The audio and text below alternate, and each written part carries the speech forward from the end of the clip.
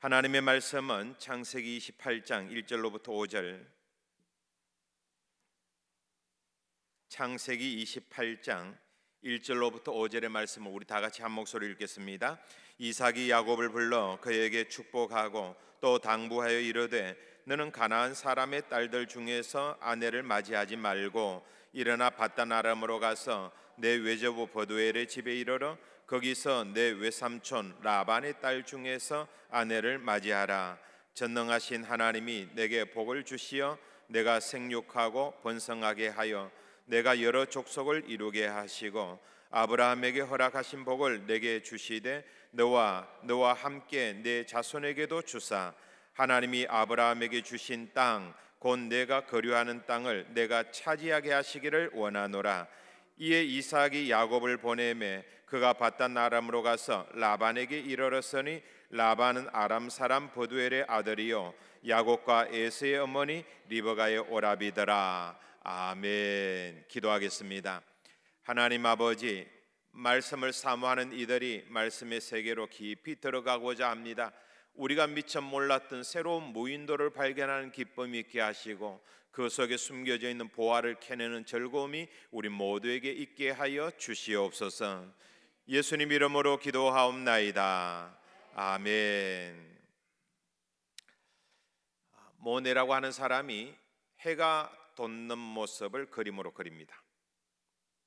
그런데 이 그림을 보고 난 다음에 어떤 비평가가 이야기합니다. 참 인상적이네. 왜? 당신은 정밀하게 그림을 그렸지 대충 저렇게 그리지 않았어요.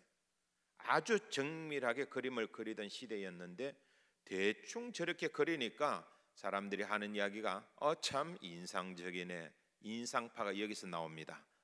그래서 이 그림은 상당히 의미심장한 그림입니다. 왜 그러냐면은 해가 떠오르는 그 장면을 그 순간을 포착을 해가지고 그 자리에서 그 인상 느낌 그대로를 막, 여기에는 인상파들이 주장하는 바가 검정색을 사용하지 않습니다. 그림에 검정색이 있어요, 없어요? 어디에 있어요? 배에 사람이. 그런데 여러분, 이 그림을 가까이 가가지고 보게 되어지면 이건 검정색 아니에요. 아주 짙은 남색이에요. 인상주의에서는 검정색 사용하지 않습니다. 우리가 보통 밤을 표현할 때는 검정색을 표현합니다. 그런데 인상파 화가들은 인상주의에서는 검정색을 사용하지 않고서도 밤을 표현합니다. 아주 실험적인 작품이고 이러한 모습들을 통해 가지고 대단히 이 작품을 통해 가지고 이 모네라고 하는 사람은 이 똑같은 위치에서 그림을 여러 개를 그립니다. 이게 수련이라고 하는 꽃이 있는데 이 수련이라고 하는 꽃을 아침에 그리고 점심에 그리고 오후에 그리고 저녁에 그리고 그 다음날 그리고 그 다음날 그리고, 그래서 이 모네가 그린 수련의 그림은 250개가 있어요. 똑같은 위치에서 그린 그림이 250개나 되어집니다. 인상파들은 똑같은 위치에 똑같은 모습인데 어떻게 햇빛이 비치느냐에 따라 가지고 느낌이 달라진다는 거예요. 다른 식으로 이야기해 봅시다. 내 마음에 따라서 보는 게 달라진다는 거예요. 믿음도 마찬가지입니다. 내가 어떤 마음으로 듣느냐에 따라 가지고 결과는 완전히 달라집니다. 똑같은 목사님이 똑같은 말씀을 하시는데 왜 듣는 사람이 다 다르게 해석할까요?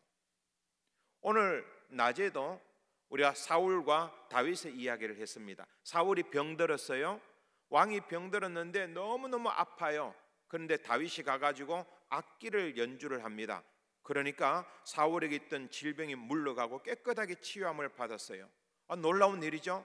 그 다음에 또 다윗이 악기를 연주합니다. 이번에는 사울이 병이 낫지 않습니다. 오히려 더 악화돼요. 옆에 있던 창을 들어가지고 다윗을 죽이려고 해요. 똑같은 사람이 똑같은 장소에서 똑같은 음악을 연주했는데 왜 언제는 치유가 일어나고 언제는 더 악화가 되어지는 겁니까? 그건 사울의 문제가 있죠. 사울의 병세가 더 깊어진 거예요. 사울의 마음속에 사탄이, 사울의 마음속에 악령이 더 장난을 많이 치게 된 거예요. 그래서 영적인 인상주의라고 하는 것은 똑같은 사건을 바라보면서도 해석이 완전히 달라집니다. 자조하는 마음으로 대상을 바라보면 상대방은 거인이라고 생각하게 되지만 나는 메뚜기처럼 느껴지는 거고, 상대방이 밥이라고 생각되어지면 나는 당당한 사람으로 느껴지는 것이고, 똑같은 예수 믿는 사람을 바라보는데 누가 바라보느냐면 사도 바울이 바라봅니다. 똑같은 예수 믿는 사람을 예수님 만나기 전에 사도 바울은 죽일 놈들이라고 생각하고 바라봤는데, 부활하신 예수님 만나고 난 다음에 변화되진 눈으로 바라보고 난다. 그 사람들은 생명을 소유한 사람들이고 살릴 사람들로 보이게 되는 셈이죠. 중요한 것은 우리의 인상, 우리가 어떻게 바라보느냐, 우리의 마음가짐, 환경, 이 모든 것을 우리가 포착하는 그 순간순간마다 우리는 결과물이 달라진다는 것입니다. 야곱 이야기를 해봅시다. 거짓말합니다. 아버지 찾아갑니다. 3번이나 자기의 거짓말을 변개할 만한 기회가 있었어요. 왜 그러냐면은 아버지가 3번이나 물어보거든요. 야, 너 야곱 아닌 것 같은데? 목소리가 이상한데? 야곱 아닌 것 같은데? 냄새가 좀 이상한 것 같은데? 야곱 아닌 것 같은데? 만져보니까 털이 안 만져지는 것 같은데? 3번이나 이렇게 의심의 정황을 나타냈을 때 야곱은 3번이나 거짓말합니다. 그리고 하나님은 그 거짓말하는 야곱을 싫어하십니다. 구약 성경에 호세아라고 하는 선지자가 있어요. 이 호세아라고 하는 선지자는 호세아 12장 2절에서 이렇게 말합니다. 여호와께서 유다와 논쟁하시고 야곱을 그 행실대로 벌하시며 그의 행위대로 그에게 보응하시리라. 그 행실대로라는 게 뭐냐 하면은 야곱은 거짓말장이거든요. 그래서 거짓말하는 것에 대해 가지고 보응하신다. 이 호세아 선지자는 야곱이라고 되어져 있습니다만 사실은 이스라엘 민족이죠. 이스라엘 민족은 거짓말하는 민족. 이스라엘 민족은 하나님 앞에 거짓말하는 사람이고 하나님을 늘 속이는 사람들이었고, 그 대표적인 사람이 바로 야곱이라고 하는 사람인데, 야곱은 거짓말을 얼마나 잘하는지 이러한 사람들은 거짓말한 행위대로 하나님께서 나중에 다 갚으실 것이라고 이야기합니다. 야곱, 발 뒤꿈치를 붙잡은 사람이라고 하는 뜻입니다. 어머니 태에서 출생할 때 형이 먼저 나가니까 형보다도 빨리 나가려고 형의 발 뒤꿈치를 꼭 붙잡았던 사람이 야곱이에요. 그런데 형의 발 뒤꿈치를 꼭 붙잡았다라고 할 때 요 말이 아케입이라고 하는 단어인데, 요 말이 속인다라고 하는 아케입이라는 단어와 너무 발음이 비슷합니다. 그래서 원래 의미는 야곱은 발 뒤꿈치를 붙잡은 자지만은 속이는 자라고 말하기도 합니다. 야곱은 속이는 자예요. 이스라엘은 속이는 자입니다. 하나님께서는 거짓말하는 야곱, 남을 속이는 야곱, 하나님의 이름까지 동원해 가지고 아버지를 속이려고 하는 야곱에 대해 가지고 어떻게 생각하실까?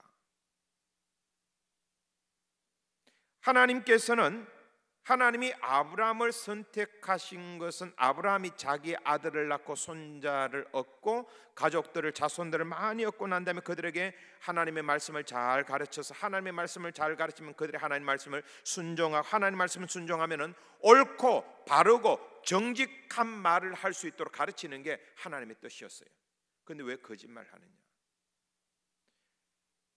10계명 가운데 9번째도 거짓말하지 말라는 것이. 사탄은 거짓의 아비라고 이야기합니다. 이 시편 기자도 시편 101편 7절에서 단호하게 이렇게 말합니다. 거짓을 행하는 자는 내 집 안에 거주하지 못하며 거짓말하는 자는 내 목전에 서지 못하리로다. 저는 여러분들이 거짓말하지 않기를 바랍니다. 아빠 엄마에게 거짓말하지 않기를 바랍니다. 성경이 말하는 거예요. 거짓말하지 마라라고 이야기합니다. 야곱은 아빠를 속입니다. 그리고 아빠에게서 축복을 받아냅니다. 이삭은 큰아들 에서에게 말합니다. 내 아우가 와서 나를 속여서 복을 가져갔구나. 몸을 벌벌 떨면서 자기가 속았다는 사실에 그렇게 한탄을 합니다. 그 모습을 바라보는 에서가 아버지, 나에게도 축복해 주세요. 이삭은 에서에게도 축복하죠. 근데 우리가 지난 시간에 그 축복을 봤습니다마는 이 성경에 기록되어져 있는 내용들이 예컨대 에서에게 내렸던 축복은 축복이 아니라 거의 저주에 가깝다라고 했죠.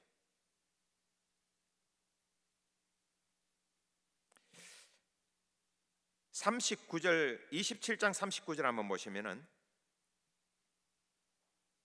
그 아버지 이삭이 그에게 대답하여 이르되 내 주소는 땅의 기름짐에서 멀고 내리는 하늘 이슬에서 멀 것이며 라고 되어져 있습니다. 근데 이 성경을 킹 제임스 버전으로 보면 180도 달라집니다.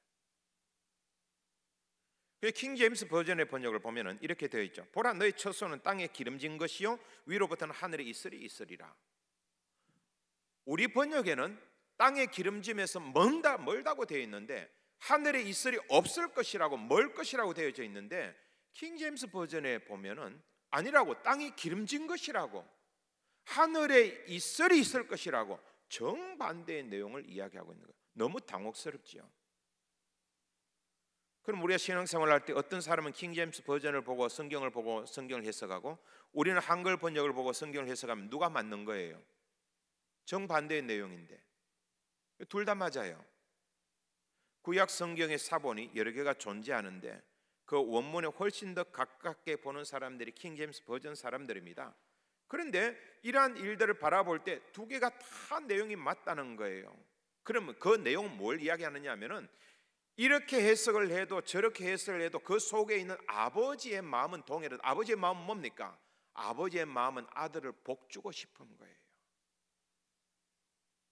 아버지의 마음은 큰아들도 복주고 싶은 거예요.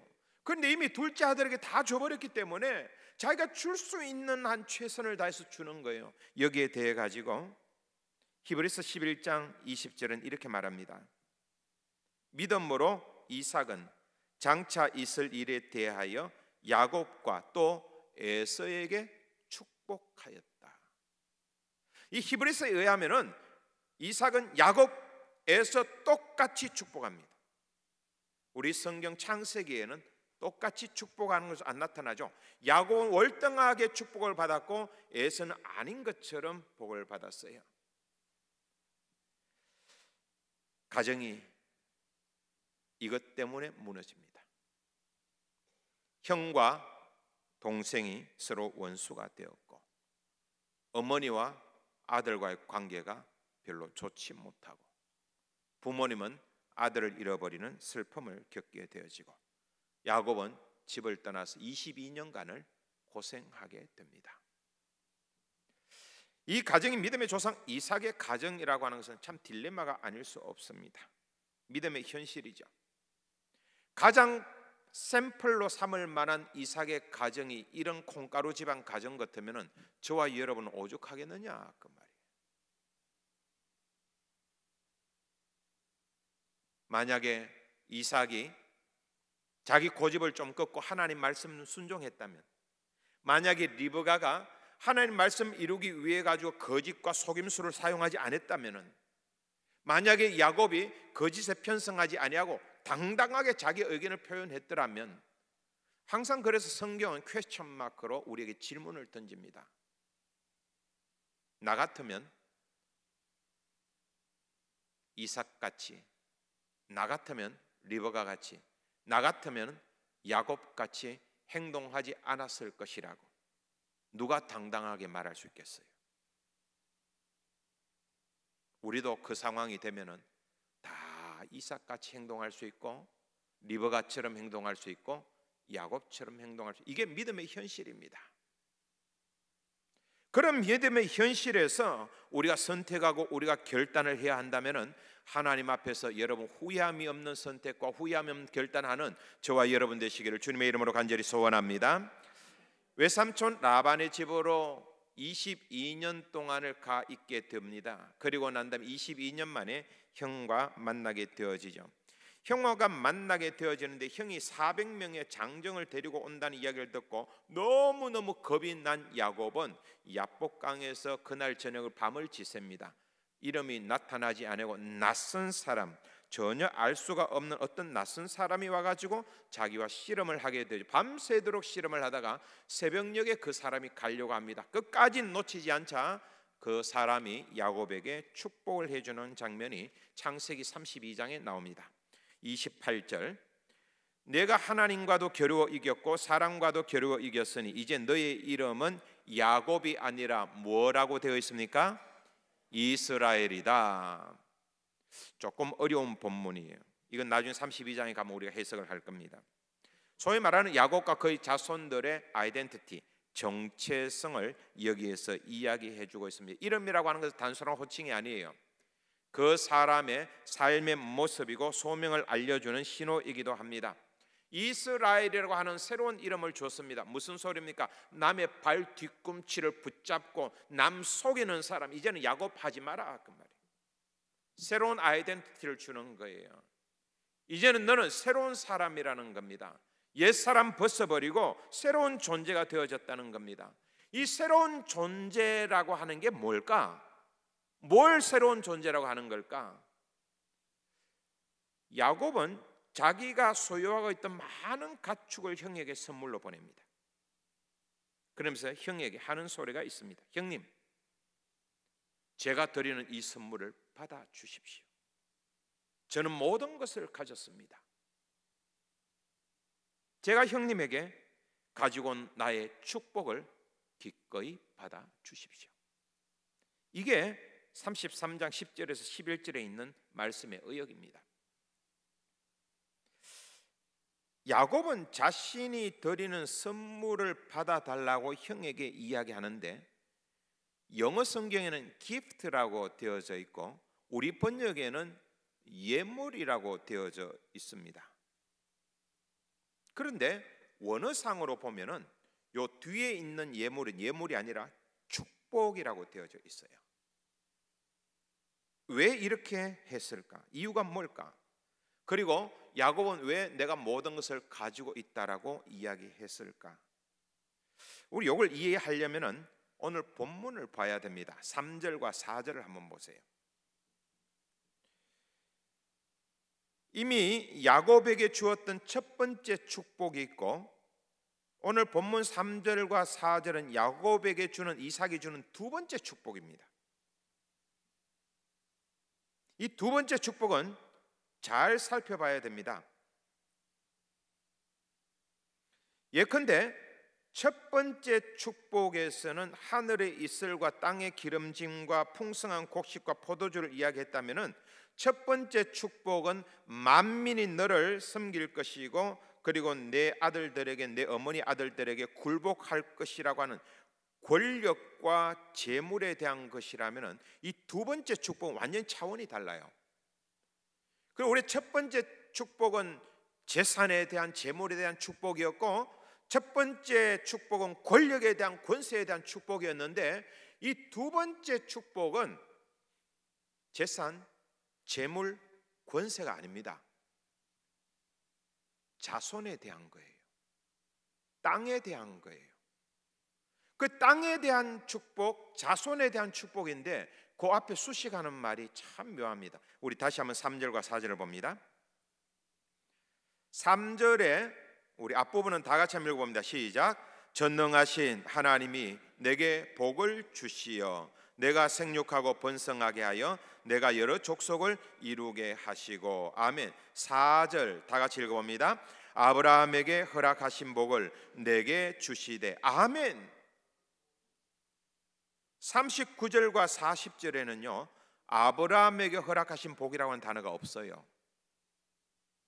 그래 오늘 두 번째 복은 진짜 복이에요.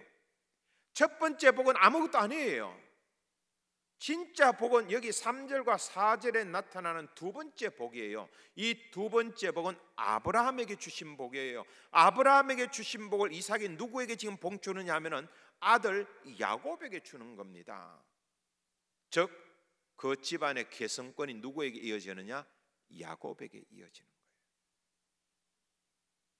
그래서 첫 번째 축복은 두 번째 축복에 비하면 아무것도 아닙니다. 하나님은 아브라함에게 5번이나 축복에 대해서 언급을 하는데 특별히 자손들에 대해서도 5번이나 언급을 하게 되어집니다. 그런데 그 아브라함 혹은 믿음의 조상들, 족장시대의 족장들에게 축복하면서 재산, 재물, 권세, 권력, 아브라함을 위시해가지고 이런 축복을 하지 않았어요. 아브라함에게 준 축복을 가만히 살펴보면은 전부 다 어떤 축복이냐 하면은 자손의 축복이에요. 땅의 축복이에요. 그러니까 형 에서의 축복을 몰래 도둑질 해가지고 갔던 야곱이 받았던 첫 번째 축복은 진짜 축복이 아니에요. 진짜 축복은 아브라함으로부터 이어지는 자손의 축복이고 아브라함으로부터 이어지는 땅의 축복입니다. 이 두 번째 복이 진짜 복이고 그렇기 때문에 4절에서 아브라함에게 허락하신 복을 이제 사랑하는 아들 너 야곱에게 내가 주노라 라고 복을 내리고 있는 셈입니다.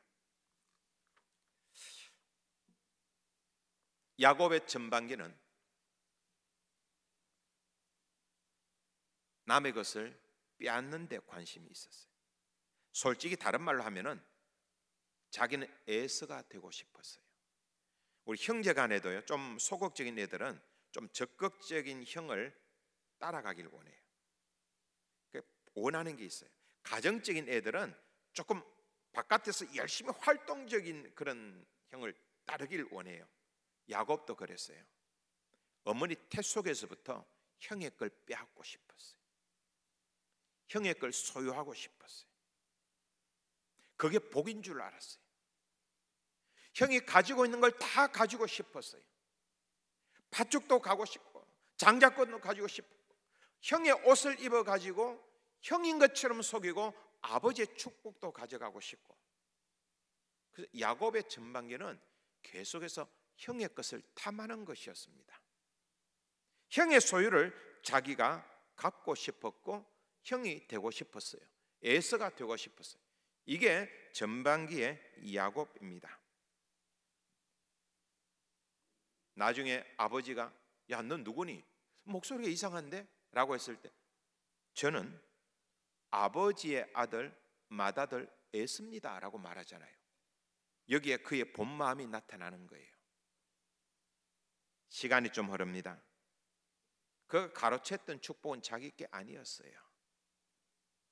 그건 형의 것이었죠. 하나님은 다른 복을 준비하고 계셨어요.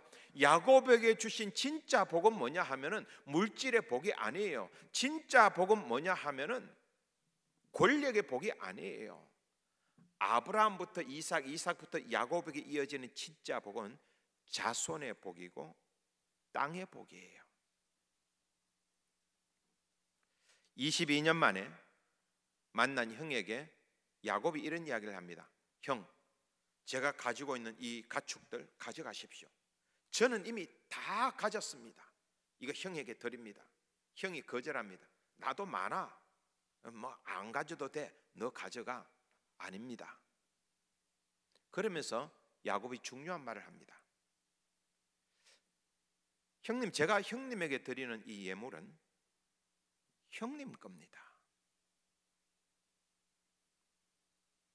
제가 형님에게 드리는 이 예물은 제가 형님께 가지고 온 나의 축복입니다. 이 축복은 형님 겁니다. 우리 번역에는 축복이라고 번역이 안 되어 있는데 진짜 원어는 축복이라고 번역을 해야 돼요.